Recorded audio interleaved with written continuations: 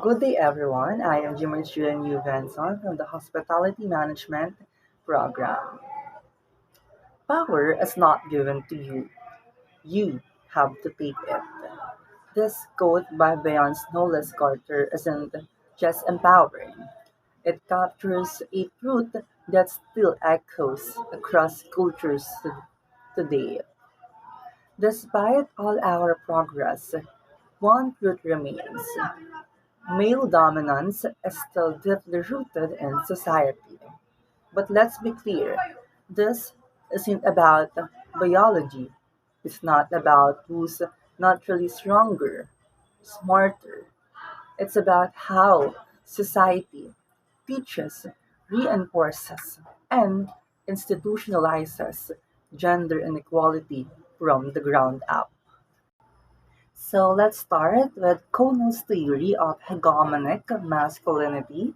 So, based on his study, society teaches us that the ideal man is tough, assertive, and emotional and dominant. And boys who follow this mold are being praised, or boys or men who don't, they are being mocked or excluded in our community. So we create this cycle where masculinity is rewarded and everything else is devalued. Next thing about how they show up in our institution. Okay, according to Sylvia Wolby, called it as a patriarchy, a system where laws, families, and organization are designed to benefit men. From a young age, boys are told they are natural leaders, and by the time they are adults, these beliefs are everywhere, from politics to the workplace. According to the UN or United Nations, women only 24.9% of parliamentary seats globally are held by women. That's not coincidence. That's structure. But but it's not just about policies. It's also about behavior. Cooper's concept of toxic masculinity explains how men are tough to suppress emotion, reject anything seen as weak, and respond with aggression. This doesn't just hurt women, it hurts men too. Sandra Bam adds another layer through her gender schema theory. From the moment we're born, we're shaped to fit roles. Boys lead, girls follow. Boys are being praised for strength, girls for kindness. These ideas embedded in us and they shape what we believe that we're capable of.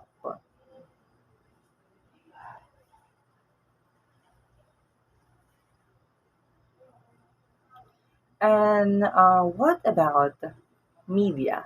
Media is also one of the concepts of this. So, according to Rosalinda Hill, highlights how TV, film, and digital media constantly show men as leaders and heroes, while women and LGBTQ plus characters are often being pushed into the background or reduced to stereotypes. A study from the Gina Davis Institute showed that male characters outnumber females almost 2 to 1 in family films. That means from childhood we learn who deserves the spotlight and who doesn't.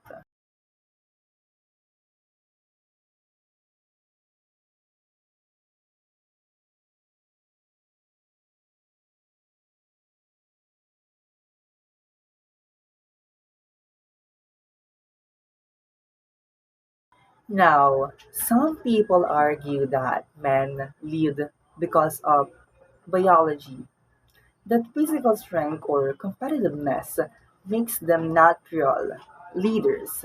But if that were true, why are there societies thriving on gender equality.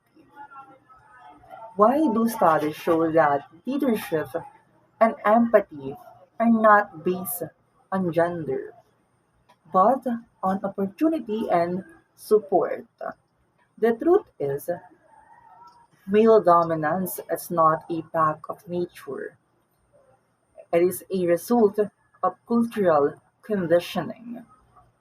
By understanding how gender inequality is built into our systems through hegemonic masculinity, patriarchy, toxic behavior, and gender roles and media bias, we cannot start to dismantle it.